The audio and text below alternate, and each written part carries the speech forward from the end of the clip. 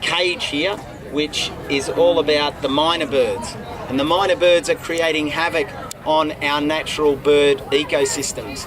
And simple things like this, I've seen these projects around the country where the men's shed make the cages and they use the school students to take it home to their street. So just think, if Maddie, if you went home and you took that cage to your street and you started, and then you gave it to your neighbour over the back, and then they gave it to the next person, you could create a little pocket that becomes minor free.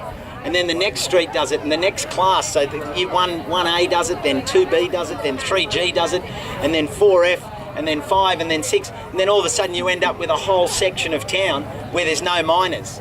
But we just have to start, and that's what I love about these initiatives. Heidi and the council and the community are saying, well, let's not just say, oh, well, the council can do it, or the council can't do it.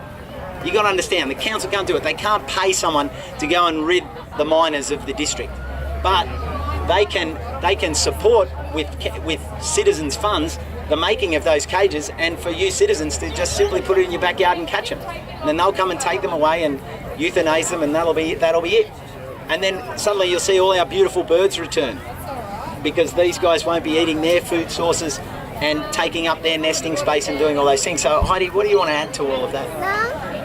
I guess we're lucky in this area in that we don't have a whole lot of Indian minor birds, not like Canberra or Sydney where they're the dominant bird, and so that's good motivation for us looking at those areas to stop them in their tracks now. We've got about 150 traps already out in the community, and we've been doing this program for about 5 years, and we've caught thousands of birds, so there's a couple of thousand more to go, and we need to get them as soon as possible so they don't breed. They breed like crazy. We want to get them now.